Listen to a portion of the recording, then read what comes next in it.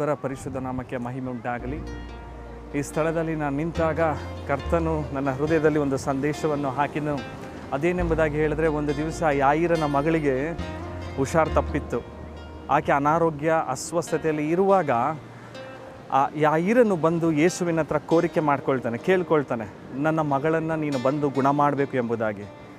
So Jesus decided, let me go and heal the daughter of Jairus. ಯಾಯಿರನ ಮಗಳನ್ನು ಗುಣ ಮಾಡಬೇಕಂತ. ಈ ಸಮಯದಲ್ಲಿ ಯೇಸು ಆ ಸ್ಥಳಕ್ಕೆ ತಲುಪುವ ಮುಂಚೆ ಅನೇಕ ರೋಗಿಗಳು ಬರ್ತಾರೆ, ರಕ್ತಕುಸುಮ ಸ್ತ್ರೀ ಬರ್ತಾಳೆ.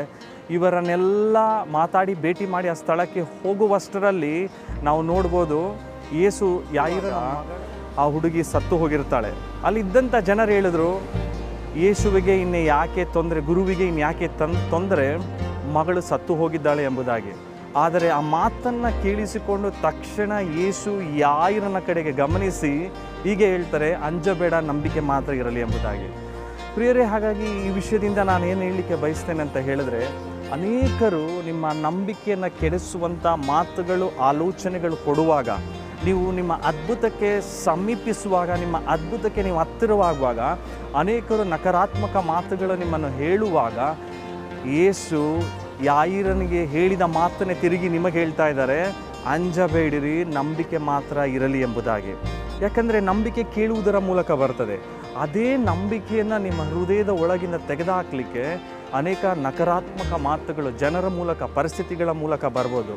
But you should not even concentrate on the thoughts or the words that comes to you.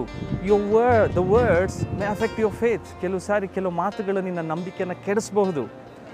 Faith is trusting the word of God, depending on the word of God.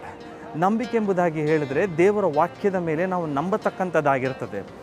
ದೇವರ ವಾಕ್ಯ ಏನು ಹೇಳುತ್ತೋ ಅದೇ ಸತ್ಯ. The word of God is the final say and it has the supreme authority.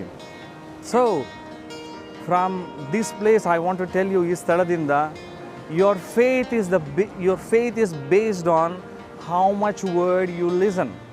Your faith is based on what you are listening, what kind of information you are receiving. ಯಾವ ರೀತಿಯಾದಂಥ ನಂಬಿಕೆ, ಯಾವ ರೀತಿಯಾದಂಥ ಮಾಹಿತಿ ನೀನು ಕೇಳ್ತಾ ಇದೆ ಎಂಬುದಾಗಿ ನಿನ್ನ ನಂಬಿಕೆ ಡಿಪೆಂಡ್ ಆಗಿರುತ್ತದೆ. From today, listen right things, look right things, protect your faith, preserve your faith through right kind of words. Sometimes when you gossip, sometimes when you speak negative about others, ಬೇರೆಯವರ ಬಗ್ಗೆ ಗುಣಗುಟ್ಟುವಾಗ ಅಥವಾ ಗುಣಗುಟ್ಟುವಿಕೆ ಕೇಳುವಾಗ, ನಕಾರಾತ್ಮಕ ಮಾತುಗಳನ್ನು ಬೇರೆಯವರ ಬಗ್ಗೆ ಮಾತಾಡುವಾಗ ಕೂಡ ನಿನ್ನ ನಂಬಿಕೆ ಹಾಳಾಗುವಂಥ ಸಾಧ್ಯತೆಗಳಿರ್ತದೆ. So protect your faith, speak right things, listen right things, depend on the word, trust on the word. Even today you are very closer to your miracle. ನಿನ್ನ ನಂಬಿಕೆಗೆ ಬಹಳ ನೀವು ಹತ್ತಿರವಾಗಿದ್ದೀರಾ. Only thing you should not see in sensory perspective. ಅತ್ತ ಇತ್ತ ನೀವು ನಿಮ್ಮ ಬಾಹುಕರಾಗಿ ಅಥವಾ ಎಮೋಷನಲಿಗೆ ಒಳಗಾಗಿ ನೀವು ನೋಡಬೇಡ್ರಿ. ದೇವರ ಆತ್ಮನಿಗೆ ಒಳಗಾಗಿ, ದೇವರ ವಾಕ್ಯಗಳಿಗೆ ಒಳಗಾಗಿ ನೋಡ್ರಿ. ದೇವರು ನಿಮ್ಮನ್ನು ಆಶೀರ್ವದಿಸಲಿ. God bless you all.